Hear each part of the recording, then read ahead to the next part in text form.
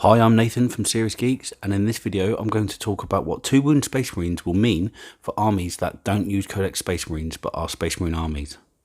That basically means Chaos Space Marines of all types, Death Guard, Thousand Suns, Death Watch, Grey Knights, Blood Angels, Space Wolves and Dark Angels. This is essentially a part 2 to my previous video where I discussed generically 2 wound Space Marines and what they mean for general Space Marine armies. You can take a lot from that previous video that can be applied generically to all these armies. However, I think that these armies actually deserve a little bit of credit and they need to have a little bit of discussion on how they'll be affected because they have their unique flavours to them.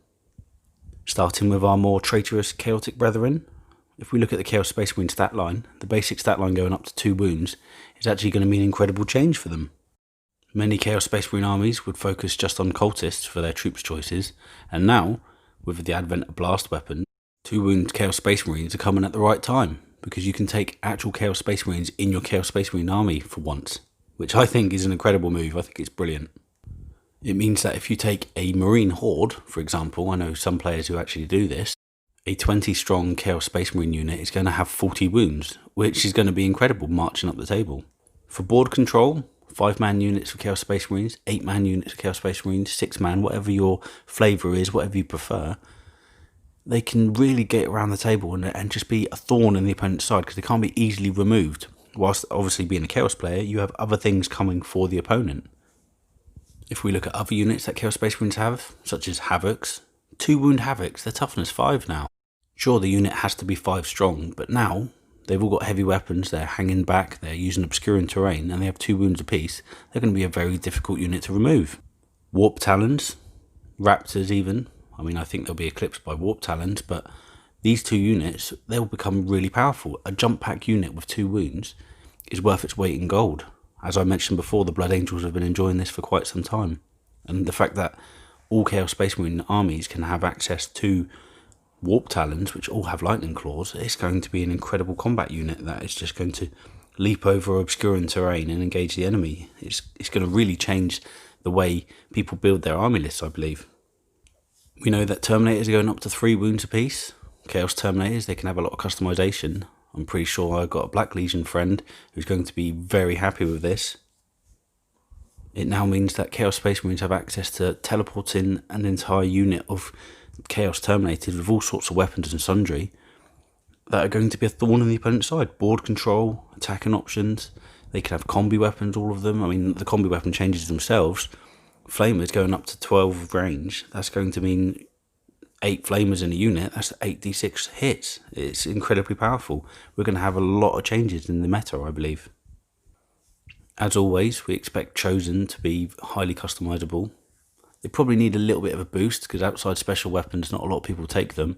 However, as a close combat unit on foot, they can actually be really powerful now. And they're relatively cheap when you compare them to other units such as Terminators or Warp Talons. Quite significantly, I'd be interested to see how Possessed Chaos Space Marines fare. If they get the extra wound, they will be incredibly powerful. They've already got 2 wounds as it is, so I think the 3 wound Possessed unit will be a very powerful close combat unit and will probably eclipse Chosen. I mean, if that's the case, Chosen might not be as good for close combat options as perhaps they should be in the background, but we'll have to wait and see. We don't know what changes are going to come for the Chosen themselves anyway. Same sort of principles apply to Death Guard and Thousand Suns. Additional board control for their basic troops. Their more elite units are going to be incredibly difficult to remove. However, both those armies have very tough units anyway. I'm kind of worried that one of my regular opponents is a Death Guard player, and he has Disgustingly Resilient, which anyone who's played it, you just can't help but go, that is disgustingly resilient. 2 wound Death Guard are going to be an absolute pain to remove on the table, and 3 wound Death Guard Terminators, ouch, that is going to be very interesting in messing up people's games, I believe. Moving towards the Loyalist spectrum, we have Dark Angels. They have all the same units that Space Marines have, but they do have slightly different Terminators. So their Terminators are actually going to be incredibly powerful. They have bonuses to their Terminators, and if Bikers get an extra wound, their Raven Guard are going to be very useful as well. So Deathwing and Raven Guard models are going to have a lot of potency, I think, in the Dark Angels army. And it's going to bring back the Green Wing a little bit more as well. Green Wing, for people who aren't familiar, is people who take normal Space Marines that aren't in the Death Guard and Raven Guard. And I think there's going to be a purpose to that now. I mean, as I mentioned, Tactical Marines, as well as their Primaris brethren, they're very useful on the table. They've now got a purpose. With their heavy weapons and special weapons support, they can actually give you board control and allow your other units to get forward whilst still being supported by firepower. As we're all aware, Blood Angels are pretty much the best close combat army for all Space Marines, possibly in the game. They've got incredible potent units, and having 2 wounds is just going to make the Death Company fearsome. We don't know if the Sanguinary Guard are going to go up to 3 wounds apiece. One of my regular opponents is actually very happy about that, and I'm kind of worried about it because he's a tournament player, and when we get ready for tournaments I play him a lot. So I expect to lose a lot of games if he's got 3 wounds Sanguinary Guard. Whew. Basically, jump pack troops with multiple wounds leaping over the opponents. We're going to see more Vanguard, we're going to see Death Company, and we're going to see Sanguinary Guard as always. And these units are going to just carve through opponents. It's going to completely upside down the entire idea of what 9th edition is about. All these firepower armies that are trying to move around the terrain and shoot the opponents off the board, they're going to have these jump pack forces that are just leaping over the terrain before you're ready, and they're going to just swamp the opponents. And when they're as powerful as the Blood Angels, you need to have a reply. So I think a lot of our armies are going to have to bear that in mind, particularly in a competitive sense. You're going to have to think, how am I going to deal with Blood Angels swamping over towards me? Do I need assault troops myself to counterattack and, slow them down? Or do I need to attack them first to weaken them, to spike their attack, such as bikers? It's going to be interesting to see how that changes. I mean, we don't know what the points changes are going to be. We don't know, other armies, how they're going to be affected. We know that their weapons are going to get more powerful to deal with 2 in Space Marines. But in general, Space Marines are coming back in a big way in the classic sense, the firstborn sense. So this will affect how these older armies, these established armies play, because let's be honest, Blood Angels in particular, they use mostly Primaris Marines only as a support role for their assault troops, who are all firstborn Marines. On that note, we might even see some Terminators in Blood Angels armies now.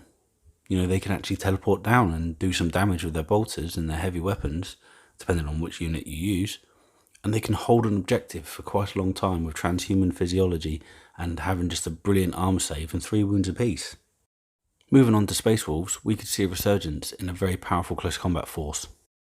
We might see Blood Claws, we might see Swift Claws. We don't know exactly how effective these units are going to be on the tabletop. We don't even know if they're going to get the extra wound, because Games Workshop did say all fully fledged Space Marines, and these were always traditionally the equivalent of Scouts, so we don't know. We don't know how this is going to affect, but I'm going to make an assumption that they are going to have the additional wound because they are in power armor. What we will see though is more Grey Hunter packs. They're going to be in Rhinos, they're going to jump out, potentially 10-man squads, which will have access to 3 special weapons, because you can have a Wolf Guard leader in the unit that can have a special weapon in the sense of a combi weapon, and then you can have additional special weapons in the unit anyway. So yeah, 3 plasma guns, 3 metal guns, 3 flamers, jumping out of a Rhino, in a unit that can handle itself a little bit in close combat too. Remember, all Space Marines get shock assault now, so all Space Marines are going to have an additional attack in close combat, meaning that none of them are really a pushover in the very first round of combat. Where things might start to get really interesting for Space Wolves players is when you start applying the additional wounds to Thunderwolves and Wolfen units. Again, we don't know if these units are going to have it, but if they do, well, I'm very worried about what we're going to see on the tabletop. Wolfen are going to go steaming across the table and be incredibly hard to remove, with 3 wounds apiece that would mean, and Thunderwolves are already a very fast unit with plenty of wounds anyway, with access to Thunderhammers. So yeah, we will have to see how it's going to be affected, but I actually have a lot of confidence that these units are going to be very powerful, and they're going to be supported by 2 wound Space Wolves in general. Maybe even 3 wound Wolf Guard, which would be very nice. We know they're going to get 3 wounds, but we don't often see them on the tabletop, so again, bringing Wolf Guard back to the table, that's what I want to see. Lastly, we have the Outliers, Death Watch and Grey Knights, which are both quite specialist.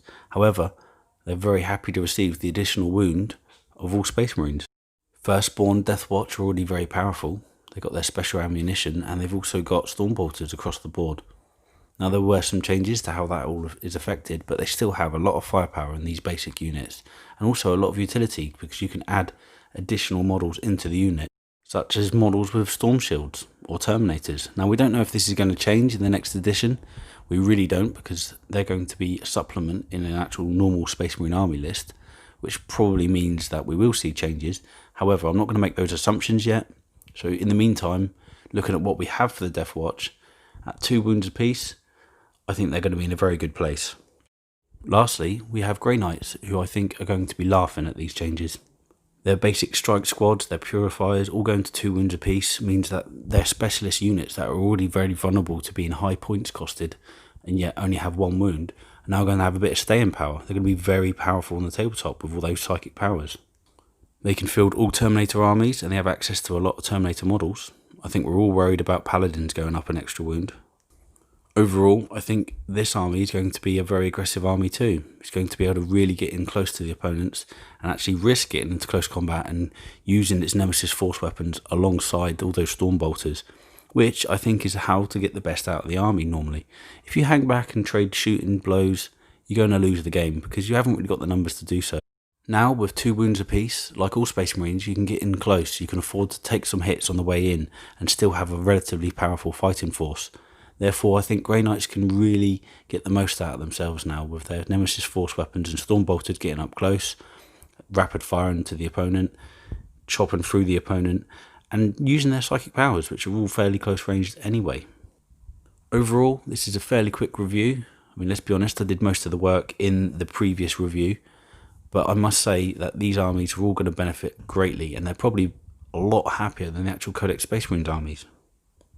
Although I'm a loyalist, I'm very happy for Chaos Space Marines. I think that they often feel a bit left in the wayside, and I think these changes are going to make them a very credible fighting force. We'll actually see Chaos Space Marines on the table instead of cultists.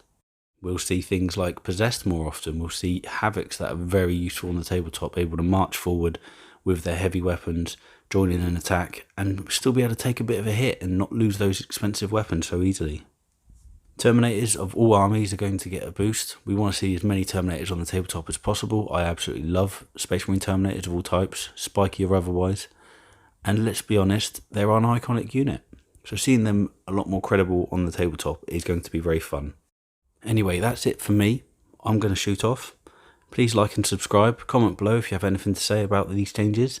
And I will catch you all soon. Peace out.